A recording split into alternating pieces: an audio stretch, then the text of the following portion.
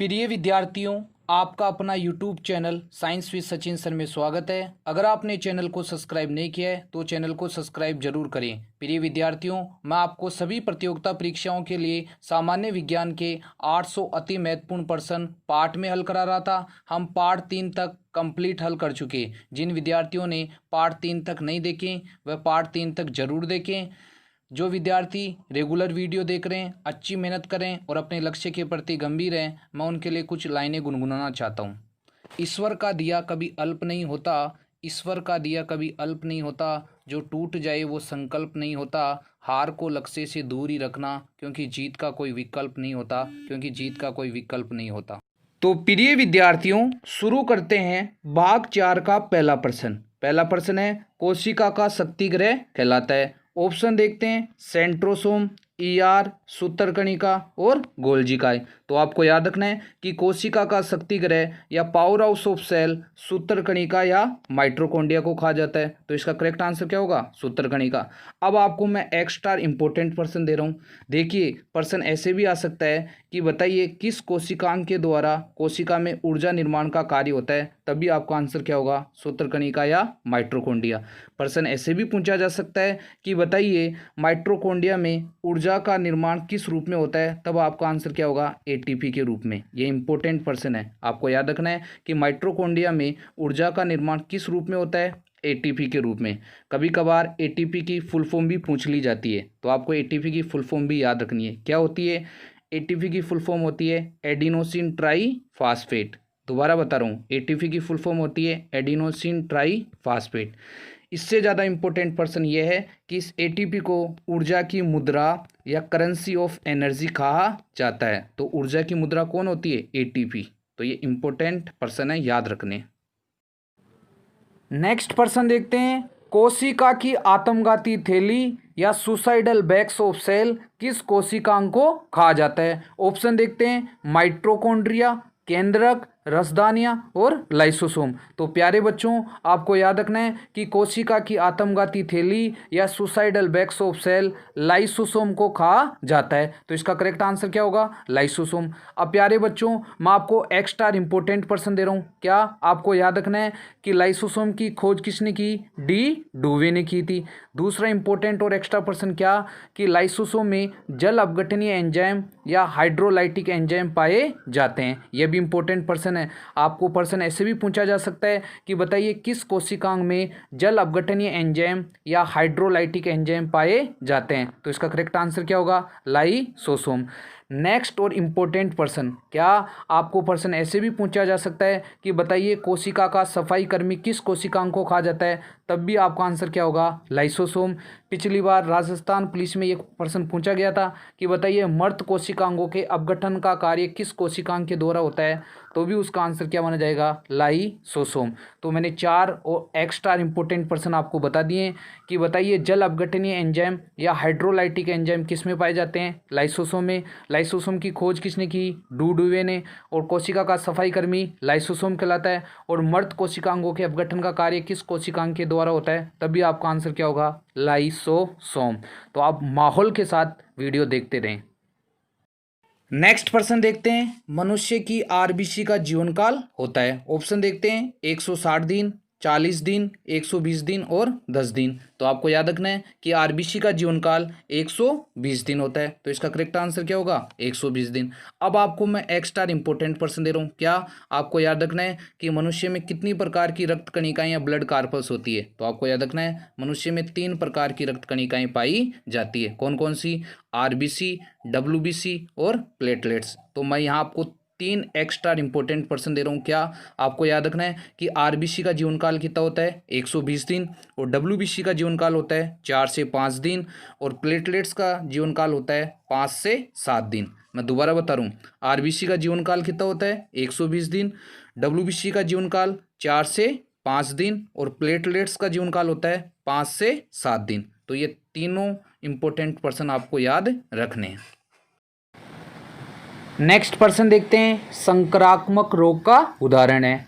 Option देखते हैं, हैजा, एनीमिया, जोड़ों का दर्द और कैंसर। तो प्यारे बच्चों, इस प्रश्न का सॉल्यूशन मैं आपको डिटेल से बताता हूँ क्या कि संक्रामक रोग या कम्युनिकेबल डिजीज क्या होती है। तो आपको याद रखना है कि संक्रामक रोग या कम्युनिकेबल डिजीज ऐसे रोग होते हैं जो एक व्यक्ति से दूसरे व्यक्ति में फैलते हैं। तो आपकी जानकारी के लिए मैं बता देता हूँ, एनीमिया, जोड़ों का दर्द और कैंसर ये तीनों असंक्रामक रोग है, जबकि हैजा एक प्रकार का संक्रामक रोग है। तो इसका करेक्ट आंसर क्या माना जाएगा? हैजा। आपको याद रखना है कि कैंसर एक प्रकार का असंक्रामक रोग है। कैंसर के व्यक्ति के साथ बैठने से, खाना खाने से कैंसर रोग नहीं होता है। नेक्स्ट प्रश्न देखते हैं, इमली में कौन सा अम्ल पाया जाता है? ऑप्शन देखते हैं, एसिटिक अम्ल, मेलिक अम्ल, टार्टरिक अम्ल और लैक्टिक अम्ल। तो आपको याद रखना है कि अंगूर और इमली में टार्टरिक अम्ल पाया जाता है। तो इसका करेक्ट आंसर क्या होगा? टार्टरिक अम्ल। अब आपको मैं एक्स्ट्रा इंपॉर्टेंट पर्सन दे रहा हूँ क्या कि एसिटिक अम्ल किस में होता है, मेलिक अम्ल किस में होता है और लैक्टिक अम्ल किस में होता है। तो आपको याद रखना है कि सिरका में कौन सा अम्ल पाया जाता है? एसिटिक अम्ल। तो आपको याद रखना है कि सिरका में एसिटिक अम्ल पाया जाता है। सेब में कौन सा अम्ल पाया जाता है? तो आपको याद रखना है कि सेब में मेलिक अम्ल पाया जाता है। और आपको याद रखना है कि खट्टे दूध और दही में कौन सा अम्ल पाया जाता है? तो लैक्टिक अम्ल। तो मैंने बच्चों आपको 4 एक्स्ट्रा इंपॉर्टेंट पर्सन दे दिए कि अंगूर और इमली में टार्टरिक अम्ल पाया जाता है, सिरका में एसिटिक अम्ल पाया जाता है, सेब में मेलिक अम्ल पाया जाता है और खट्टे दूध और दही में लैक्टिक अम्ल पाया जाता है। नेक्स्ट प्रश्न देखते हैं, प्रोटीन में कौन सा तत्व पाया जाता है? ऑप्शन देखते हैं, कैल्शियम, मैग्नीशियम, नियोन और नाइट्रोजन। तो आपको याद रखना है कि प्रोटीन में नाइट्रोजन तत्व पाया जाता है। तो इसका करेक्ट आंसर क्या होगा? नाइट्रोजन। जबकि आपको एक्स्ट्रा इंपॉर्टेंट पर्सन दूं तो कैल्शियम किस में होता है? दांतों और हड्डियों में। मैग्नीशियम किस में होता है? क्लोरोफिल में। ये इंपॉर्टेंट पर्सन है रीड के लिए और पटवार के लिए कि बताइए मैग्नीशियम धातु किस में पाई जाती है? तो क्लोरोफिल वर्णक में। नेक्स्ट प्रश्न देखते हैं, निम्नलिखित में से कौन सा वायु प्रदूषक ऑक्सीजन की अपेक्षा अधिक शीघ्रता से रक्त के हीमोग्लोबिन में घुल जाता है? ऑप्शन देखते हैं, carbon dioxide, carbon monoxide, ozone और सल्फर डाइऑक्साइड। तो प्यारे बच्चों, आपको याद रखना है कि कार्बन मोनोऑक्साइड ऑक्सीजन की अपेक्षा अधिक शीघ्रता से रक्त के हीमोग्लोबिन में घुल जाता है। तो इसका करेक्ट आंसर क्या है? Carbon monoxide. आपको मैं इस प्रश्न को सिंपल करके और समझाता हूँ क्या। आपको याद रखना है कि जैसे आपने सुना होगा कि बंद कमरे में सिगड़ी जलाकर नहीं सोना चाहिए। क्यों? क्योंकि सिगड़ी से कौन सी गैस निकलती है? Carbon monoxide. और ये कार्बन मोनोऑक्साइड ऑक्सीजन की अपेक्षा अधिक शीघ्रता से रक्त के हीमोग्लोबिन में घुल जाती है। लेकिन आपकी कोशिकाओं को क्या चाहिए? ऑक्सीजन। और पूछ रही क्या है? Carbon monoxide. इसलिए आपकी बॉडी के अंदर धीरे धीरे ऑक्सीजन की डेफिशिएंसी या कमी होने लग जाती है और व्यक्ति की क्या हो जाती है? डेथ हो जाती है। तो ये अच्छा प्रश्न है, सबको याद रखना है। नेक्स्ट प्रश्न देखते हैं, सोरे का अम्ल है। ऑप्शन देखते हैं, सल्फ्यूरिक अम्ल, हाइड्रोक्लोरिक अम्ल, नाइट्रिक अम्ल और एसिटिक अम्ल। तो आपको याद रखना है कि सोरे का अम्ल नाइट्रिक अम्ल को कहा जाता है। तो इसका करेक्ट आंसर क्या होगा? नाइट्रिक अम्ल। अब प्यारे बच्चों, मैं आपको एक्स्ट्रा इंपॉर्टेंट पर्सन दे रहा हूँ क्या कि सल्फ्यूरिक अम्ल का रासायनिक सूत्र क्या होता है, हाइड्रोक्लोरिक अम्ल का रासायनिक सूत्र क्या होता है और नाइट्रिक अम्ल का रासायनिक सूत्र क्या होता है और एसिटिक अम्ल का रासायनिक सूत्र क्या होता है। तो प्यारे बच्चों, आप वीडियो को ध्यान से देखते रहें, मैं आपको बताता हूँ। देखिए, सल्फ्यूरिक अम्ल का रासायनिक सूत्र होता है H2SO4। तो आपको याद रखना है कि सल्फ्यूरिक अम्ल का रासायनिक सूत्र होता है H2SO4। और आपको ये भी याद रखना है कि सल्फ्यूरिक अम्ल को गंधक का अम्ल भी कहा जाता है। अब बात करते हैं हाइड्रोक्लोरिक अम्ल। तो हाइड्रोक्लोरिक अम्ल का रासायनिक सूत्र होता है HCl। और अभी याद रखना है कि हाइड्रोक्लोरिक अम्ल को नमक का अम्ल भी कहा जाता है। अब बात करते हैं नाइट्रिक अम्ल। नाइट्रिक अम्ल को का जो रासायनिक सूत्र होता है ये होता है HNO3 और इसे क्या बोलते हैं? सोरे का अम्ल। जबकि एसिटिक अम्ल होता है, इसका रासायनिक सूत्र होता है CH3COOH और इसे क्या बोलते हैं? यह किस में पाया जाता है? सिरका में पाया जाता है। नेक्स्ट प्रश्न देखते हैं, मेंढक के हृदय में होते हैं। ऑप्शन देखते हैं, एक आलिंद, एक निलय, एक आलिंद, दो निलय, दो आलिंद, एक निलय, दो आलिंद और दो निलय। तो प्यारे बच्चों, आपको याद रखना है कि मेंढक के हृदय में दो आलिंद और एक निलय पाया जाता है। तो इसका करेक्ट आंसर क्या होगा? दो आलिंद और एक निलय। अब आपको मैं एक्स्ट्रा इंपॉर्टेंट पर्सन बता रहा हूँ क्या। आपको याद रखना है कि एक आलिंद और एक नीला किस में पाया जाता है, मछलियों में पाया जाता है, याद रखना है। और दो आलिंद और दो नीले किस में पाए जाते हैं, मनुष्य के अंदर। आपको याद रखना है कि मनुष्य में दो आलिंद और दो नीले पाए जाते हैं। ऊपरी दो कक्षक आलिंद या ओरिकल कहलाते हैं, निचले दो कक्षक वेंट्रिकल या नीले कहलाते हैं। तो ये आपको याद रखना है। और मनुष्य का हृदय किससे मिलकर बना होता है, मांसपेशियों या मसल से। नेक्स्ट प्रश्न देखते हैं, निम्नलिखित में से कौन सा भौतिक परिवर्तन है। ऑप्शन देखते हैं, सेब कटने पर भूरा होना, चूने का पानी दूधिया होना, जंग लगना और क्रिस्टलीकरण। तो प्यारे बच्चों, आपको याद रखना है कि सेब कटने पर भूरा होना, चूने का पानी दूधिया होना और जंग लगना, ये तीनों रासायनिक परिवर्तन या केमिकल चेंजेज के उदाहरण हैं, जबकि क्रिस्टलीकरण एक प्रकार का भौतिक परिवर्तन का उदाहरण है। तो इसका करेक्ट आंसर क्या हो जाएगा, क्रिस्टलीकरण।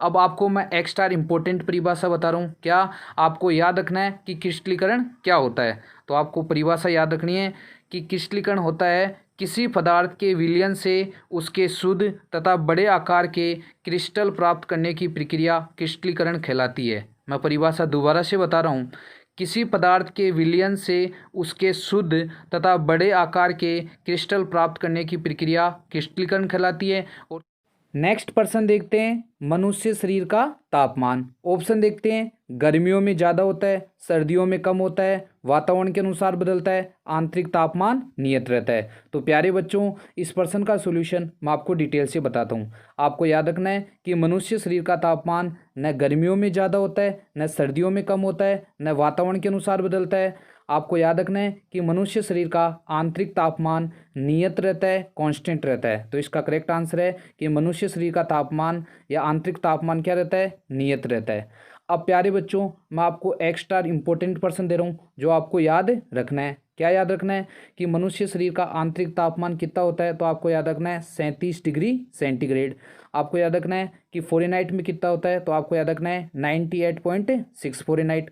और केल्विन में आपको याद रखना है 310 केल्विन। तो ये तीन एक्स्ट्रा इंपॉर्टेंट प्रश्न है जो आपको याद रखने हैं कि मनुष्य शरीर का आंतरिक तापमान 37 डिग्री सेंटीग्रेड या 98.6 फ़ारेनहाइट या 310 केल्विन। नेक्स्ट प्रश्न देखते हैं, डीएनए फिंगरप्रिंटिंग का जनक किसे कहा जाता है। ऑप्शन देखते हैं, Hargobind Khorana, Watson, Alec Jeffrey और डार्विन। तो प्यारे बच्चों, आपको याद रखना है कि डीएनए फिंगरप्रिंटिंग का जनक अलेक्स जेफरे को कहा जाता है। तो इसका करेक्ट आंसर क्या होगा, अलेक्स जेफरे। अब आपको मैं एक्स्ट्रा इंपॉर्टेंट पर्सन दे रहा हूँ। क्या आपको याद रखना है कि अलेक्स जेफरे ने डीएनए फिंगरप्रिंटिंग की खोज सर्वप्रथम 1984 में की थी। दूसरा एक्स्ट्रा इंपॉर्टेंट पर्सन, आपको याद रखना है कि डीएनए फिंगरप्रिंटिंग प्रयोगशाला हैदराबाद में स्थित है।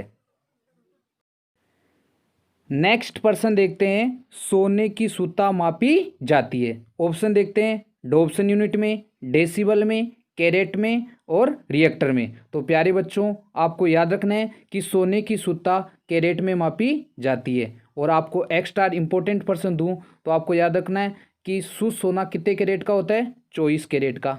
अब आपको और इम्पोर्टेंट पर्सन देता हूं मैं। क्या आपको याद रखना है कि ओजोन परत की मोटाई किस में नापी जाती है, डॉब्सन यूनिट में मापी जाती है। अब आपको यह भी याद रखना है कि अंतर्राष्ट्रीय ओजोन दिवस कब मनाया जाता है, 16 सितंबर। और ओजोन परत में छेद होने का कारण क्या है। तो आपको याद रखना है CFC, क्लोरोफ्लोरोकार्बन। आपको ये याद रखना है कि ध्वनि की तीव्रता किस में मापी जाती है। तो आपको याद रखना है कि ध्वनि की तीव्रता डेसिबल में मापी जाती है। और आपको ये भी याद रखना है कि भूकंप की तीव्रता किस में मापी जाती है, रिएक्टर में। तो ये मैंने सारे इंपॉर्टेंट पर्सन दे दिए हैं कि सोने की सुता कैरेट में मापी जाती है, और ओजोन परत की मोटाई डॉब्सन यूनिट में मापी जाती है, और ध्वनि की तीव्रता डेसिबल में मापी जाती है। और आपको याद रखना है कि भूकंप की तीव्रता रिएक्टर पैमाने पर मापी जाती है। नेक्स्ट पर्सन देखते हैं, प्रकाश प्रकीर्ण से उत्पन्न घटना है। ऑप्शन देखते हैं, सूर्योदय व सूर्यास्त के समय लालिमा दिखना, समुद्र का पानी नीले रंग का दिखना, आकाश का नीला दिखना और उपरोक्त सभी। तो प्यारे बच्चों, इस प्रश्न का सॉल्यूशन मैं आपको डिटेल से बताता हूँ। आपको याद रखना है कि सूर्योदय व सूर्यास्त के समय लालिमा दिखना, समुद्र का पानी नीले रंग का दिखना और आकाश का नीला दिखना, ये तीनों घटनाएं प्रकाश के प्रकिरण से उत्पन्न होती है। तो इसका करेक्ट आंसर क्या माना जाएगा? उपरोक्त सभी। अब प्यारे बच्चों, मैं आपको एक बढ़िया और ज़बरदस्त ट्रिक बताता हूँ। क्या आपको याद रखना है कि अगर कोई बड़ी वस्तु हो और प्राकृतिक वस्तु हो, ध्यान से सुनना, अगर कोई बड़ी वस्तु हो और प्राकृतिक वस्तु हो और उसका रंग पूछे तो उसका आंसर क्या माना जाएगा? प्रकिरण। अब आपका जवाब होना चाहिए कि सर कैसे, जैसे आप एग्जाम्पल लेकर बताओ। तो आपको याद रखना है कि जैसे आकाश है, उसका कलर नीला दिखाई देता है, तो आकाश नेचुरल है कि नहीं है? बड़ा है कि नहीं है कि नहीं है? तो उसका कलर पूछ रहा है, तो आंसर क्या होगा? प्रकिरण होगा। समुंदर आपको पता है बड़ा है कि नहीं है, नेचुरल है कि नहीं है? तो उसका समुंदर का पानी नीले रंग का दिखना, ये किसके कारण होता है? प्रकिरण के कारण। अब बात करते हैं कि सूर्योदय व सूर्यास्त के समय लालिमा या लाल कलर दिखता है, वो किसके कारण दिखता है? तो वो भी प्रकिरण के कारण दिखता है। आपको बताया कि सूर्य बड़ा है कि नहीं है, नेचुरल है कि नहीं है? तो आपको याद रखना है कि अगर कोई बड़ी वस्तु हो और नेचुरल हो या प्राकृतिक हो और उसका अगर रंग पूछे तो उसका आंसर क्या माना जाएगा? प्रकिरण। तो ये लॉजिक आपके काम आ सकता है।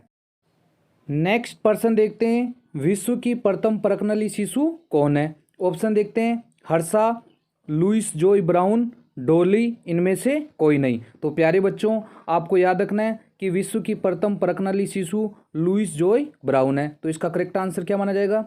Louis Joy Brown. अब प्यारे बच्चों, मैं आपको एक स्टार इंपॉर्टेंट पर्सन दे रहा हूँ। क्या आपको याद रखना है कि लुइस जॉय ब्राउन का जन्म कब हुआ और कहाँ हुआ? तो आपको याद रखना है कि लुइस जॉय ब्राउन का जन्म 25 जुलाई 1978 को ब्रिटेन में हुआ था। तो आपको याद रखना है कि लुइस जॉय ब्राउन का जन्म 25 जुलाई 1978 को ब्रिटेन में हुआ। आपको याद रखना है कि भारत की प्रथम परखनली शिशु हर्षा थी और इसका जन्म कब हुआ था? 1986 को। और ये डॉली क्या है? तो आपको याद रखना है कि प्रथम क्लोन बेड थी डॉली।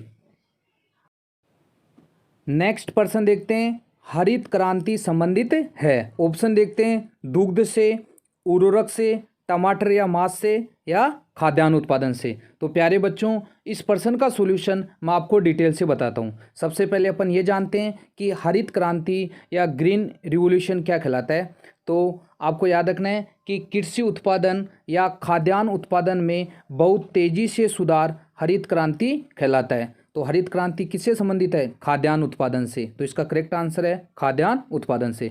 अब प्यारे बच्चों, मैं आपको एक स्टार इंपॉर्टेंट पर्सन दे रहा हूँ। क्या कि दुग्ध से कौन सी क्रांति संबंधित है, उर्वरक से कौन सी क्रांति संबंधित है, टमाटर और मांस से कौन सी क्रांति संबंधित है? तो आपको याद रखना है कि श्वेत क्रांति का संबंध किससे है? दुग्ध से है। याद रखना है कि श्वेत क्रांति का संबंध किससे है? दुग्ध से। आपको याद रखना है कि उर्वरक से कौन सी क्रांति संबंधित है? तो आपको याद रखना है कि जो भूरी क्रांति है वो किससे संबंधित है? उर्वरक से संबंधित है। जबकि आपको याद रखना है कि लाल क्रांति का संबंध टमाटर या मांस के उत्पादन से है। नेक्स्ट पर्सन देखते हैं, विश्व स्वास्थ्य दिवस कब मनाया जाता है। ऑप्शन देखते हैं, 1 दिसंबर, 5 जून, 7 अप्रैल और 24 मार्च। तो प्यारे बच्चों, आपको याद रखना है कि विश्व स्वास्थ्य दिवस 7 अप्रैल को मनाया जाता है। तो इसका करेक्ट आंसर क्या होगा? 7 अप्रैल। अब प्यारे बच्चों, मैं आपको एक्स्ट्रा इंपॉर्टेंट पर्सन दे रहा हूँ। आपको याद रखना है कि विश्व एड्स दिवस 1 दिसंबर को मनाया जाता है और विश्व पर्यावरण दिवस 5 जून को मनाया जाता है और विश्व टीबी दिवस 24 मार्च को मनाया जाता है। तो आपको 4 एक्स्ट्रा इंपॉर्टेंट पर्सन मैंने दे दिए जो आपको याद रखने हैं। नेक्स्ट पर्सन देखते हैं, भोजन विषाक्तता या फूड पॉइजनिंग का क्या कारण है। ऑप्शन देखते हैं, इकोलाई, क्लोस्ट्रीडियम बोटुलिनम, राइजोबियम और एससीपी। एससीपी बोले तो सिंगल सेल प्रोटीन। तो प्यारे बच्चों, आपको याद रखना है कि भोजन विषाक्तता या फूड पॉइजनिंग का कारण क्लोस्ट्रीडियम बोटुलिनम जीवाणु या बैक्टीरिया होता है। ये अच्छा पर्सन है, सारे बच्चों को याद रखना है कि food poisoning clostridium botulinum bacteria या जीवाणु के कारण होती है। अब आपको मैं एक स्टार इंपॉर्टेंट पर्सन दे रहा हूँ। क्या आपको याद रखना है कि जल प्रदूषण का सूचक किस जीवाणु को माना जाता है? तो ई कोलाई को माना जाता है। और राइजोबियम जीवाणु कहाँ होता है? तो आपको याद रखना है कि जो फलीदार पौधे होते हैं उनकी जड़ों में राइजोबियम जीवाणु पाया जाता है। नेक्स्ट पर्सन देखते हैं, कार्बन है। ऑप्शन देखते हैं, धातु, अधातु, मिश्र धातु और उपधातु। तो प्यारे बच्चों, आपको याद रखना है कि कार्बन क्या है? अधातु। तो इसका करेक्ट आंसर क्या आएगा? ए धातु। अब प्यारे बच्चों, मैं आपको एक्स्ट्रा इंपॉर्टेंट पर्सन दे रहा हूँ, क्या आप ध्यान से सुनना भाई। क्या आपको याद रखना है कि आधुनिक आवर्त सारणी में 7 आवर्त और 18 वर्ग होते हैं। मैं दोबारा से बोल रहा हूँ, आधुनिक आवर्त सारणी में 7 आवर्त और 18 वर्ग होते हैं। तो आपको याद रखना है कि जो कार्बन फैमिली है वो 14वें वर्ग से संबंधित है। तो आपको ये भी पूछा जा सकता है कि बताइए कार्बन का संबंध कौन से वर्ग से है, तो 14वें वर्ग से संबंध है। अब आपको मैं एक्स्ट्रा इंपॉर्टेंट पर्सन ये देना चाहता हूँ, आपको याद रखना है कि जो कार्बन फैमिली है उसके अंदर कौन कौन से एलिमेंट आते हैं। तो आप ध्यान से सुनना भाई, कार्बन फैमिली में कार्बन, सिलिकॉन, जर्मेनियम, टिन और लेड, ये एलिमेंट आते हैं कार्बन फैमिली में। जो 14वें वर्ग के एलिमेंट बता रहा हूँ मैं, कौन कौन से? कार्बन, सिलिकॉन, जर्मेनियम, टिन और लेड। नेक्स्ट पर्सन देखते हैं, बैटरी में कौन सा अम्ल पाया जाता है। ऑप्शन देखते हैं, अमोनियम क्लोराइड, सल्फ्यूरिक अम्ल, नाइट्रस ऑक्साइड और कैल्शियम ऑक्साइड। तो प्यारे बच्चों, आपको याद रखना है कि बैटरी में सल्फ्यूरिक अम्ल काम में लिया जाता है, और आपको ये भी याद रखना है कि सल्फ्यूरिक अम्ल को बैटरी एसिड के नाम से भी जाना जाता है। तो इसका करेक्ट आंसर क्या होगा? सल्फ्यूरिक अम्ल। अब प्यारे बच्चों, मैं आपको एक्स्ट्रा इंपॉर्टेंट पर्सन दे रहा हूँ 3, जो आपको याद रखना है। क्या याद रखना है? कि अमोनियम क्लोराइड का रासायनिक सूत्र क्या होता है। तो आपको याद रखना है कि अमोनियम क्लोराइड का रासायनिक सूत्र होता है NH4Cl। अब याद रखना है कि नाइट्रस ऑक्साइड का रासायनिक सूत्र क्या होता है। तो आपको याद रखना है N2O। N2O किसका होता है? Nitrous oxide. और यह भी याद रखना है कि नाइट्रस ऑक्साइड को आसाने वाली गैस भी कहा जाता है। अब याद रखना है कि कैल्शियम ऑक्साइड का रासायनिक सूत्र क्या है। तो आपको याद रखना है CaO। और यह भी याद रखना है कि यह बिना बुझा हुआ चूना है, जिसे क्विक लाइम के नाम से भी जाना जाता है। तो मैंने आपको 4 एक्स्ट्रा इंपॉर्टेंट पर्सन दे दिए कि बैटरी एसिड सल्फ्यूरिक एसिड के नाम से जाना जाता है, अमोनियम क्लोराइड का रासायनिक सूत्र NH4Cl होता है, नाइट्रस ऑक्साइड का N2 होता है, और कैल्शियम ऑक्साइड का CaO होता है, जिसे बिना बुझा हुआ चूना या क्विक लाइम के नाम से भी जाना जाता है। नेक्स्ट पर्सन देखते हैं, वर्मी कंपोस्ट बनाने वाला जीव है। ऑप्शन देखते हैं, केचुआ, तिलचट्टा, टिड्डी और जीवाणु। तो प्यारे बच्चों, आपको याद रखना है कि वर्मी कंपोस्ट बनाने वाला जीव कौन है? केचुआ। तो इसका करेक्ट आंसर क्या है? केचुआ। और यह भी याद रखना है कि केचुए को फ्रेंड ऑफ फार्मर भी कहा जाता है। नेक्स्ट पर्सन देखते हैं, SPM संबंधित है। ऑप्शन देखते हैं, ध्वनि प्रदूषण से, वायु प्रदूषण से, जल प्रदूषण से और कुपोषण से। तो आपको याद रखना है कि SPM का संबंध है वायु प्रदूषण से। तो इसका करेक्ट आंसर क्या है? वायु प्रदूषण। अब आपको याद रखना है कि SPM की फुल फॉर्म क्या होती है। तो आपको याद रखना है कि SPM की फुल फॉर्म होती है सस्पेंडेड पार्टिकुलेट मैटर। तो आपको याद रखना है SPM की फुल फॉर्म क्या होती है? Suspended particulate matter. Next person देखते हैं, अग्नाशय या पैंक्रियाज की कौन सी कोशिकाएं इंसुलिन हार्मोन का निर्माण करती है। ऑप्शन देखते हैं, अल्फा कोशिकाएं, बीटा कोशिकाएं, डेल्टा कोशिकाएं, इनमें से कोई नहीं। तो प्यारे बच्चों, इस पर्सन का सॉल्यूशन मैं आपको डिटेल से बताता हूं। आपको याद रखना है कि जो अग्नाशय के अंदर 3 प्रकार की कोशिकाएं पाई जाती है मुख्यतः, वो कौन कौन सी होती है? अल्फा, बीटा और डेल्टा। तो आपको याद रखना है कि जो बीटा कोशिकाएं हैं वो इंसुलिन हार्मोन का निर्माण करती है। तो इसका करेक्ट आंसर क्या होगा? बीटा कोशिकाएं। लेकिन मैं आपको एक्स्ट्रा इंपॉर्टेंट पर्सन दे रहा हूँ। क्या आपको याद रखना है कि अल्फा कोशिकाओं द्वारा कौन सा हार्मोन स्रावित होता है और डेल्टा कोशिकाओं द्वारा कौन सा हार्मोन स्रावित होता है। तो आपको याद रखना है कि अल्फा कोशिकाओं द्वारा ग्लूकागोन हार्मोन स्रावित होता है, और बीटा कोशिकाओं द्वारा इंसुलिन हार्मोन स्रावित होता है, और डेल्टा कोशिकाओं द्वारा सोमेटोस्टेटिन हार्मोन स्रावित होता है। तो तीनों एक्स्ट्रा इंपॉर्टेंट पर्सन है, याद रखने हैं। क्या कि अल्फा कोशिकाओं द्वारा ग्लूकागोन हार्मोन स्रावित होता है, बीटा कोशिकाओं द्वारा इंसुलिन हार्मोन स्रावित होता है, और डेल्टा कोशिकाओं द्वारा सोमेटोस्टेटिन हार्मोन स्रावित होता है। और यह भी याद रखना है कि अग्नाशय, जिसे पैंक्रियाज कहा जाता है, यह एक प्रकार की मिश्रित ग्रंथि है। और यह भी याद रखना है कि शरीर के अंदर एकमात्र मिश्रित ग्रंथि कौन सी है? अग्नाशय या पैंक्रियाज। नेक्स्ट पर्सन देखते हैं, एक पीढ़ी से दूसरी पीढ़ी में पहुंचने वाले लक्षण को मेंडल ने नाम दिया। ऑप्शन देखते हैं, आनुवांशिक लक्षण, जीन, विशेषज्ञ और कारक। तो प्यारे बच्चों, आपको याद रखना है कि एक पीढ़ी से दूसरी पीढ़ी में पहुंचने वाले लक्षण को मेंडल ने कारक नाम दिया। तो इसका करेक्ट आंसर क्या माना जाएगा? कारक।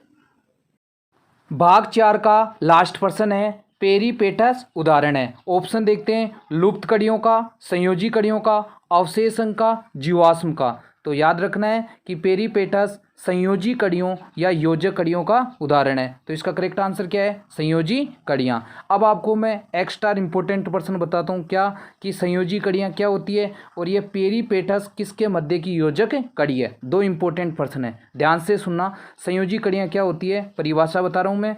संयोजी कड़ियाँ क्या होती है? ऐसे जंतु जिनमें दो वर्गों या संघों के लक्षण पाए जाते हैं। दोबारा से बता रहा हूँ, ऐसे जंतु जिनमें दो वर्गों या संघों के लक्षण पाए जाते हैं वह आपस में संयोजी कड़ियाँ या योजक कड़ियाँ कहलाती है। अब आपको ये इंपॉर्टेंट याद रखना है कि पेरीपेटस किसके मध्य की योजक कड़ी या संयोजक कड़ी है। तो आपको याद रखना है कि एनेलिडा तथा आर्थ्रोपोडा के बीच की योजक कड़ी कौन है? पेरीपेटस। ये इंपॉर्टेंट प्रश्न है। प्यारे बच्चों, अगर आपको वीडियो सॉल्यूशन बहुत अच्छा लग रहा है तो आप अधिक से अधिक शेयर करें, जिससे सभी प्रतियोगिता परीक्षा की तैयारी करने वाले विद्यार्थियों को अधिक से अधिक लाभ प्राप्त हो सके।